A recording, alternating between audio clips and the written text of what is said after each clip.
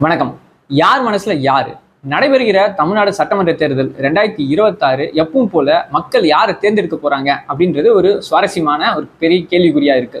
கடந்த 50-60 ஆண்டுகளாக தமிழ்நாடு அரசியலை தீர்மானிக்கக்கூடிய இரு பெரும் கட்சிகளான திமுக, அதிமுகவை கடந்து இந்த தேர்தலில் நாம் தமிழர் கட்சியும் தாவேகாவும் இன்னைக்கு இருக்கின்றது, களத்துல இருக்கின்றதை நம்ம பார்க்கிறோம்.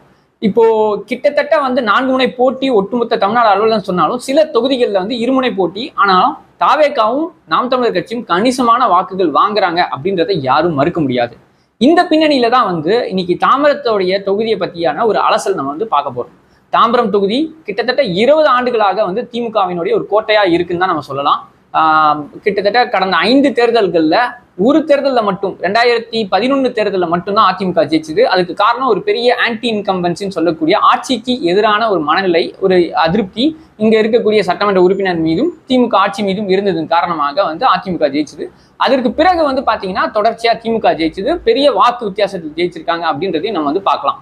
இப்போ இந்த பின்னணியில திமுகவினுடைய மாநகர செயலாளரும் சட்டமன்ற உறுப்பினருமான எஸ்.ஆர். ராஜாக்கு சீட்டு கொடுக்கல அப்படின்றது ஒரு பரபரப்பு செய்தியாகவும், அது ஒரு கட்டத்துல திமுகவினுடைய பொருளாளரும் ஸ்ரீபெரும்புதூர் தொகுதியினுடைய மக்களவை உறுப்பினருமான டி.ஆர். பாலுவே எல்லாத்தையும் வெளிப்படையாலாம் சொல்ல முடியாது அப்படின்ற அளவுக்கு அந்த திமுக அதிருப்தி உறுப்பினர்கள் மத்தியில பேசினதையும் நம்ம அந்த வீடியோக்கள் தான் பார்த்திருப்போம். ஆனா வெளிப்படையாக என்ன நடந்தது, எதனால அவருக்கு சீட்டு மறுக்கப்பட்டது அப்படின்றத அபிஷியலாக கட்சி சொல்லல அப்படின்றதையும் நம்ம தெரியுது நமக்கு. இப்போ இந்த பின்னணியில தான் டாக்டர் கிருத்திகா தேவி அவங்கள திமுகவுடைய வேட்பாளராக முன் வச்சிருக்காங்க. அவங்க சமூக வலைதளத்துல திமுக அரசனுடைய திட்டங்களை பேசக்கூடிய இடத்துல இருந்திருக்காங்க.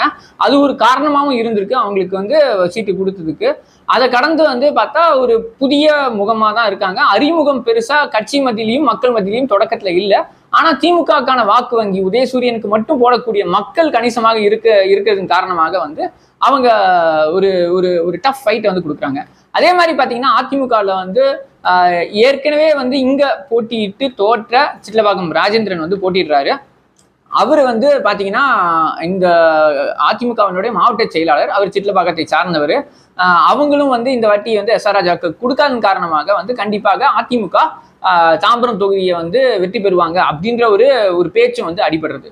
ஸோ இந்த இடத்துல நாம் தமிழரும் தாவேகாவும் கண்டிப்பாக கணிசமான வாக்குகள் வாங்குறாங்க. அது யாரோட வாக்குகள் அப்படின்றது ஒரு பெரிய கேள்விக்குறி.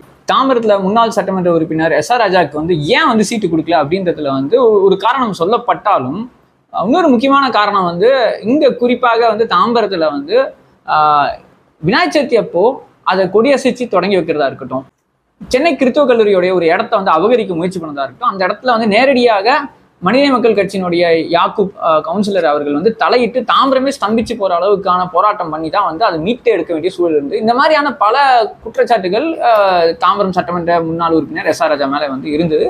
இதுவும் ஒரு காரணமாக சொல்லப்படுறது. இது இல்லாம சிட்லபாக்கம் ராஜேந்திரனை பொறுத்தவரை அவர் எல்லா இடங்கள்லயும் சொல்றாரு, நான் இருக்க பகுதியில கிட்டத்தட்ட 25 கோடி ரூபாய் கொடுத்து அந்த சிட்லபாக்கம் ஏரியா நான் தான் மீட்டெடுத்தேன் அப்படின்றாரு. ஆனா அதுல பெரும்பான்மையான பங்கு யாருன்னா சிட்லபாக்கம் ரைசிங் அப்படின்னு சொல்லக்கூடிய அந்த குழு தான் தொடர்ச்சியாக தொய்வில்லாம அந்த ஏரியை மீட்டெடுக்கிறதுக்கான பல கட்ட போராட்டங்கள் நூதனமாக செஞ்சு எடுத்தாங்க. ஒரு கட்டத்துல கைது செய்யற அளவுக்கு கூட போச்சு. அப்போ அதிமுக தான் ஆட்சியில இருந்தது. ஸோ அப்படி இருக்கும் போது அதை தடுத்திருக்கலாம், அதெல்லாம் தடுக்கல. ஆக எல்லாருக்கும் நல்லாவே தெரியும், அது ஒரு குடிமை சமூகம், ஒரு சிவிக் ஆர்கனைசேஷன். ஸோ அவங்க தான் அதை எடுத்தாங்க. அப்போ தவிர்க்க முடியாத இடத்துல அதுக்கு ஒரு 25 கோடி ரூபாய் ஒதுக்கணும் அப்படின்ற ஒரு தேவையும் ஏற்பட்டது அப்படின்றது தான் உண்மை. ஆக அதுக்கான ஒரு கிரெடிட் அப்படின்றது சிட்லபாக்கம் ரைசிங் டீமுக்கு இருக்கு. ஸோ அப்படி இருக்கும்போது ஏன் மற்ற ஏரியெல்லாம் செய்யல, ஏன் இன்னும் நீர்நிலைகள் பாதுகாப்போ இல்லை 2019 பெரிய வறட்சி வந்தது, ஒரு பக்கம் மழை வெள்ளம் வருது, பல இடங்கள்ல தண்ணி தேங்கி நிற்குது, இதை பத்திலாம் பேசும்போது அவங்க கிட்ட இது ஒரு கோரிக்கையா வைக்கும் போது ஒரு சரியான பதில் இல்லை. இப்போ எடுத்துக்காட்டு பார்த்தீங்கன்னா நம்ம தாம்பரம் மக்கள் குழு சார்பாக கடந்த 2016, 2019, 2021, 24 4 தேர்தலாவே என்ன பண்ணோம்னா வேட்பாளரோட ஒப்பந்தம் சொல்லிட்டு ஒரு நூதனமான ஒரு முன்னெடுப்பு எடுத்தோம். இதுல 2021 தேர்தலில் பார்த்தீங்கன்னா சிட்லபாக்கம் ரைசிங்கோட சேர்ந்து காஃபி வித் எம்எல்ஏ கேண்டிடேட் அதை நம்ம நடத்தினோம். அதோடைய ஒரு தொடர்ச்சியாக தான் இப்போ சிட்லபாக்கம் ரைசிங் எல்லா வேட்பாளர்களையும் சேர்ந்துச்சு ஒரு அடிப்படையான சில கேள்விகளை முன் வச்சு அவங்களுடைய கருத்து, அவங்க தாம்பரத்தோடைய மக்களை பிரதிநிதித்துவப்படுத்துறாங்க, தாம்பரத்தை பத்தி அவங்களுக்கு தெரிஞ்சிருக்கா அப்படின்றதுக்காக நிறைய கேள்விகளை கேட்டு அவங்களோட ஒரு உரையாடல் நடந்தது. அதுல சில கேள்விகளோ சில விஷயங்களோ உண்மையாகவே பிரதான கட்சியான திமுக அதிமுக கொடுத்தது வந்து ஒரு திருப்திகரமா இல்லை. அது வந்து ஒரு பெரிய அதிருப்தியாக தான் வந்து ஏற்படுத்தி இருந்தது பார்க்கலாம். எடுத்துக்காட்டு வந்து திமுகவுடைய வேட்பாளர் கிருத்திகா தேவி கிட்ட வந்து பகுதி சபைகளை பத்தி கேட்கும்போது உங்களுடன் ஸ்டாலின் அதுதான் வந்து பகுதி சபை, நாங்க அது வந்தோன்னு நாங்க உங்களோட ஸ்டாலினே நாங்க நடத்துவோம் அப்படின்றாங்க. ஆக்சுவலா பகுதி சபைன்றது ஒரு சட்டபூர்வமாக தமிழ்நாடு சட்டமன்றத்தில் வந்து இயற்றப்பட்டு எல்லா 2 மாதத்துக்கு 3 மாதத்துக்கு ஒரு தடவை வந்து மக்கள் பங்கெடுக்கக்கூடிய பங்கெடுப்பு ஜனநாயகத்தை வலுப்படுத்தணுன்றதுக்காக இயற்றப்பட்டது அந்த சட்டம். அதை வந்து நடத்தாம இன்னைக்கு கண் துடைப்பாக அந்த சட்டம் மட்டும் இருக்கு. இப்போ அதை பத்தி கேட்டால் அவங்களுக்கு அதை பற்றியான போதுமான விவரங்கள் இல்லை. அதே மாதிரி வந்து எங்களுடைய பகுதிகளை வந்து கோரிக்கையை வந்து சிட்லப்பாக்கம் ராஜன் அவர்கிட்ட கொடுக்கும்போது 2023 அப்புறமா நான் வந்து உங்களோட தானே இருக்க போறேன், நான் தானே எம்எல்ஏவா இருக்க போறேன், எல்லா பிரச்சனையும் தீர்த்துலாம்னு சொல்லிட்டு கோரிக்கையை கூட வந்து கேட்கறதுக்கு அவர் வந்து முன் வரல அப்படின்றதையும் பார்க்க வேண்டியதா இருக்கு. ஆக 2 கட்சிகளுமே இயல்பாகவே அவங்களுக்கான வாக்கு வங்கி யாரு என்ன கோரிக்கைகள் சொன்னாலும் அதெல்லாம் கடந்து அது அந்த வாக்கு வங்கி அவங்களுக்கு இருக்கிற வாக்கு வங்கியை வந்து நம்பி அவங்க இருக்காங்க. ஆனா வந்து இந்த தேர்தலில் கடந்த காலங்கள் மாதிரி இருக்க முடியாது அப்படின்றதுக்கு வந்து பல காரணங்களை நம்ம சொல்லலாம். குறிப்பாக வந்து நாம் தமிழர் கட்சியும் தாவேகாவும் வந்து யாரோட வாக்கு வாங்க போறாங்க, அதனால யாருக்கு மிகப்பெரிய சேதம் அப்படின்றது வந்து ஒரு பெரிய கேள்விக்குறியா இருக்கு. இப்போ நம்ம என்ன பார்க்கணும் அப்படின்னா வந்து இன்னைக்கு வந்து நம்ம தேர்தல் அப்படின்றது வந்து என்னன்னா ஏதோ ஒரு பந்தய குதிரை இல்லை, நம்ம வந்து ஜெயிக்கிற குதிரை மேல வந்து பந்தயம் கட்டுறதுக்கு. அதாவது இவங்களை எப்படியா ஜெயிக்க வச்சிடணும், அவங்கள ஜெயிக்க வச்சிடணும். இப்போ என்னுடைய இந்த காணொலி கூட பாத்தீங்கன்னா வந்து நான் திமுக காரன், நான் அதிமுக காரன், நான் பரம்பரை திமுக, நான் வந்து திமுக தான் போடுவேன் அப்படின்னு சொல்றவங்களுக்கான காணொலி இல்லை. இது வந்து சுயமாக சிந்திச்சு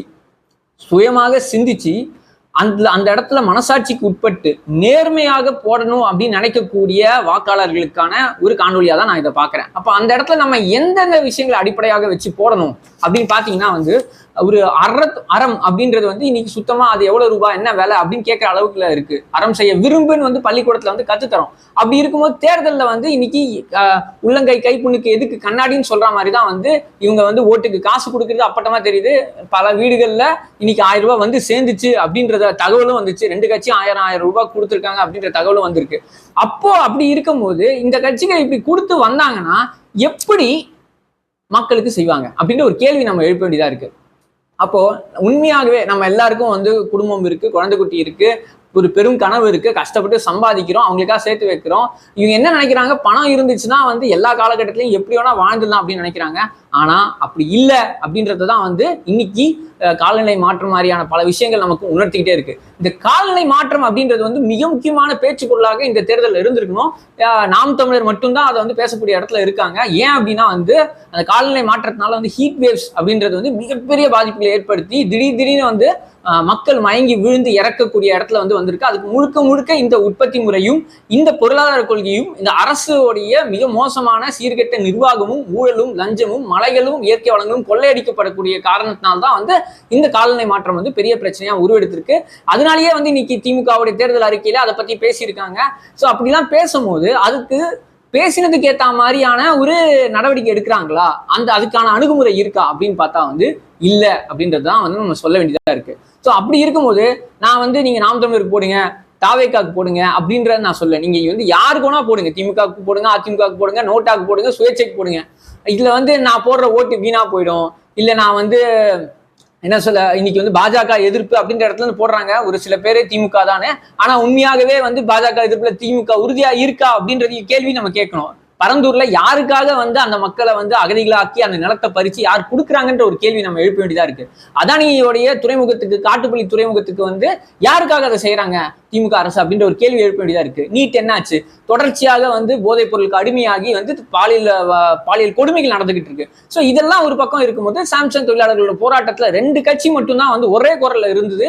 அதோட ஐடி விங் வந்து தொடர்ச்சியாக சாம்சங் தொழிலாளர்களோட நியாயமான கோரிக்கை வந்து கொச்சப்படுத்துற இடத்துல இருந்து அது வந்து திமுகவும் பாஜகவும் மட்டும்தான். அப்படி இருக்கும்போது வந்து நம்ம வந்து பாஜக எதிர்ப்புல வந்து உறுதியா இருக்கும், அதுக்காக தான் திமுக போடுறோம் அப்படின்றவங்க கேள்வி எழுப்ப வேண்டிய தேவை இருக்கு. அதையும் கடந்து திமுக தான் வந்து அந்த இடத்துல மாற்று தீர்வுனா வந்து போடுறது வந்து ஒரு பக்கம் உங்களுடைய அது விருப்பம்.